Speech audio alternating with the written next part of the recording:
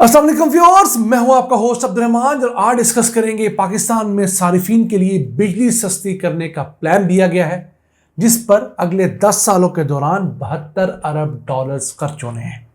नेपरा को यह प्लान दिया गया है। इसमें 4 बड़े इकदाम किए जाएंगे। नंबर 1, हम लोगों ने बिजली के महंगे पावर प्लांट्स रिटायर करने हैं, उनकी जगह पर सस्ते पावर प्लांट लगाने हैं और वो वाले पावर प्लांट जो लोकल जराए से बिजली पैदा करें। ये दूसरा पॉइंट होगा इसका। तीसरा पॉइंट ये है कि मुल्क के अंदर बिजली की डिमांड बढ़ानी है। जब डिमांड बढ़ेगी तो कॉस्ट ऑफ प्रोडक्शन कम हो जाएगी।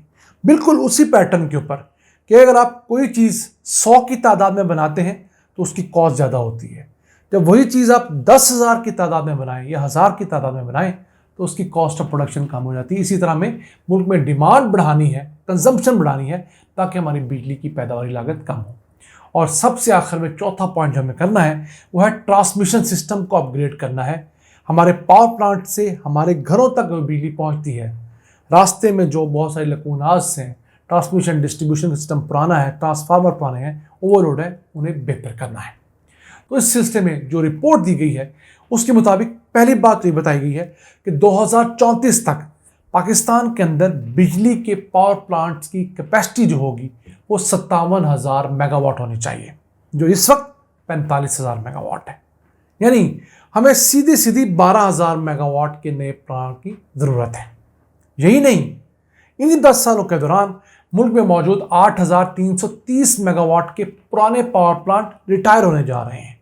वो पावर प्लांट जो सन 2000, 2002, 2004, 2008 में लगे थे, वो पावर प्लांट अपनी 30 साला तन्योर मुकम्मल करके रिटायर होने जा रहे हैं। तो उनको रिटायर करने के साथ साथ उनकी जगह पर रिप्लेसमेंट में हमने जो 8,000 मेगावाट के पावर प्लांट लगाने हैं, उस वक्त ये ख्याल रखना होगा कि वो पावर प्लांट हम लोग ना तो तेल पे लगाएंगे, ना इम्पोर्टेड कोयले पर, ना इम्पोर्टेड गैस के ऊपर, बल्कि वो पावर प्लांट लगेंगे हमारे लोकल पन बिजली के मंसूबों के ऊपर, वो सूरज के ऊपर, वो हमारे लगेंगे हवा के ऊपर। इससे पाकिस्तान में बिजली की कॉस्ट ऑफ प्रोडक्शन जो है वो कम हो जाएगी। तो कुल मिलाकर हमें 20,000 मेगावाट के पावर प्लांट एडिशनल चाहिए अगले 10 सालों के दौरान, जिस पर 62 अरब डॉलर से 64 अरब डॉलर्स खर्चा आएगा। और ये सारा खर्चा हुकूमत पाकिस्तान नहीं करेगी, बल्कि बड़ा हिस्सा प्राइवेट इन्वेस्टर्स, प्राइवेट पार्टियां करेंगी। अब यह भी बताया गया है कि पाकिस्तान के अंदर जो एनर्जी मिक्स है, यानी कि बिजली पैदा करने की जो शरह है मुख्तलिफ ज़राए से, उसके अंदर हमें लोकल ज़राए को बड़ा शेयर देना पड़ेगा। किस तरह? इस वक्त पाकिस्तान अपने जो ज़राए से बिजली पैदा करता है, मतलब अपने पानी से, अपनी हवा से, अपने सूरज से, अपनी गैस से या अपने लोकल कोयले से, वो हम तकरीबन 50% पैदा करते हैं। जबकि इम्पोर्टेड ज़राए से हम जो बिजली पैदा करते हैं, इम्पोर्टेड कोयले से, इम्पोर्टेड गैस से या इम्पोर्टेड तेल से, वो हम 50% उस पर खर्चा करते हैं। तो हमें इस इक्वेशन को चेंज करना होगा। हमें इम्पोर्टेड ज़राए को सिर्फ 13% तक ले जाना होगा और लोकल ज़राए को फिलहाल 50% से बढ़ाकर 87% करना होगा। उसे भी इस रिपोर्ट के अंदर बाइफरकेट करके बता दिया गया है। उसमें हमें करना क्या होगा? फिलहाल हम अपनी कुल बिजली का सिर्फ 30% सस्ती पन बिजली से हासिल करते हैं। इस शरह को बढ़ाकर 46% करना होगा। फिर हमारे यहाँ रिन्यूएबल एनर्जी का शेयर इस वक्त सिर्फ 5% है, यानी सूरज और हवा से हम बिजली पैदा कर रहे हैं और सिर्फ 5% है।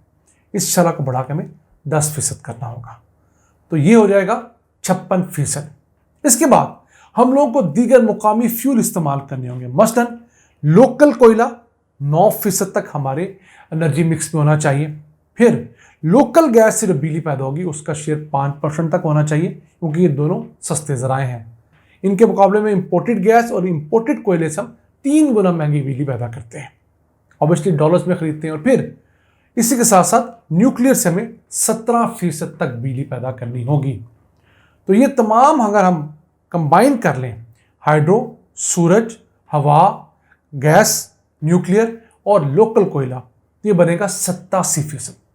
जबकि हमें इंपोर्टेड कोयले पर सिर्फ 9% पावर प्लांट चलाने हैं, क्योंकि हम 3 बड़े पावर प्लांट सीपेक के तहत लगा चुके हैं इंपोर्टेड कोयले पर। इसके अलावा RLNG के हम लोगों ने 4 पावर प्लांट लगाए हुए हैं। तो 4% हमें वो पावर प्लांट भी मजबूरन चलाने पड़ेंगे। तो कुल मिलाकर अगर हम नीयत से आज याद करें तो अगले 10 सालों के अंदर पाकिस्तान का एनर्जी मिक्स बहुत अच्छा हो जाएगा। सस्ते ज़राए से बिजली जो पैदा की जाएगी वो 87% होगी। महंगे इंपोर्टेड ज़राए से जो बिजली पैदा की जाएगी वो सिर्फ 13% होगी। और लोगों को इस दौरान एक सस्ता ज़रिया मिलेगा एनर्जी का, जो हमारे घरेलू सार्फिन के लिए भी अच्छा होगा और इसके साथ साथ हमारी इंडस्ट्री, हमारी ज़राअत के लिए भी बेहतरीन होगा। इसके साथ हमें और जो हम काम करना होगा वो अपने ट्रांसमिशन सिस्टम के ऊपर इन्वेस्टमेंट करनी होगी। जी हाँ, ट्रांसमिशन की वो लाइंस जो हमारे पावर प्लांट से हमारे ग्रिड स्टेशन तक आती हैं, उस दौरान बिजली ज़ाया होती है, वो ज़्यादा कैपेसिटी नहीं उठा पाती। तो इस तमाम प्रोसेस में हमें 8 अरब 70 करोड़ डॉलर्स खर्च करने होंगे।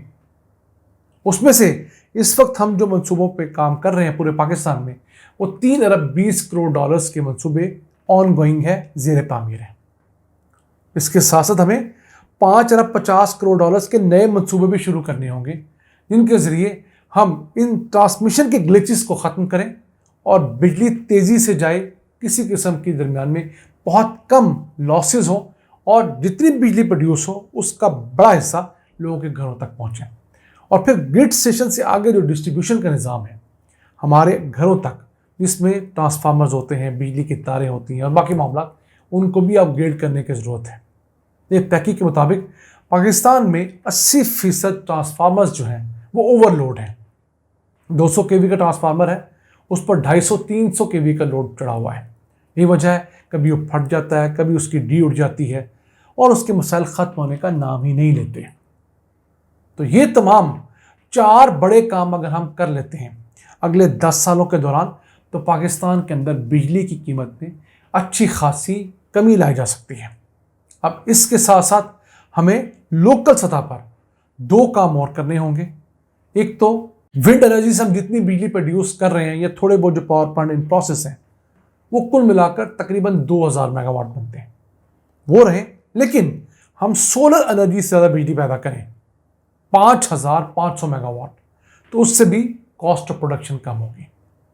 उस सोलर में भी 3000 मेगावाट हुकूमत पाकिस्तान के पावर प्लांट्स होंगे, जबकि 2000 मेगावाट के वो सोलर पैनल्स होंगे जो लोगों ने अपने घरों के ऊपर, अपने दफातर पर नस्ब कर रखे हैं, और वो नेट मीटरिंग के ज़रिए, ग्रीन मीटर के ज़रिए दिन के औकात में बिजली पैदा करके हुकूमत को बेचते हैं। तो ये ऐसे इक़दाम हैं जिनके ज़रिए पाकिस्तान के अंदर बिजली को सस्ता किया जा सकता है। फौरी तौर पे नहीं होगा, लेकिन जैसे जैसे ये पावर प्लांट रिटायर होंगे, पुराने पावर प्लांट, कोई अगले साल रिटायर होगा, फिर 1-2 साल बाद फिर कोई पावर प्लांट रिटायर होगा, तो इन 10 सालों में वक्तन फ़वक्तन तकरीबन 6 बड़े पावर प्लांट जो 8330 मेगावाट के वो रिटायर होने जा रहे हैं। तो उनकी जगह पर हमें सस्ते पावर प्लांट्स लगाने हैं, और ऐसे पावर प्लांट्स लगाने हैं जिनका हमें किराया ना अदा करना पड़े। तो वो अगर हम स्टेप ले लेते हैं, इन पुराने बोसीदा पावर प्लांट्स को दोबारा से सिस्टम में इन होने का मौका नहीं देते, रिश्वत ले देकर इनको दोबारा नई टर्म्स एंड कंडीशन में हम एक्सटेंशन नहीं देते, तो यकीन कीजिए अगले 10 सालों में हमारे यहाँ भी बिजली इंडिया की सस्ता ना सही लेकिन बड़ी हद तक सस्ती हो सकेगी। और अगर हमने बिजली मज़ीद सस्ती करनी है तो हमें चाइना के साथ रिनेगोशिएट करना होगा, उनका को मिन्नत तरला करना होगा कि उन्होंने हमारे साथ किराए की मत पर पावर प्लांट लगाने के अंदर जो खूब सारा मुनाफा रखा है उसको कुछ कम करें, हमारी माशी हालात को देखें, और फिर जाकर हम बिजली वाक़तन इंडिया जितनी सस्ती पाकिस्तान में बेच पाएंगे। नाज़रीन, इस मुल्क का हर मसला हल किया जा सकता है, शर्ती है नीयत हो, और नीयत ठीक हो तो यकीन कीजिए ये मुल्क यूरोप से भी आगे बढ़ने की काबिलियत रखता है। आज के लिए इतना ही। अपने मेज़बान अब्दुर्रहमान को इजाज़त दीजिए। अल्लाह के बाद।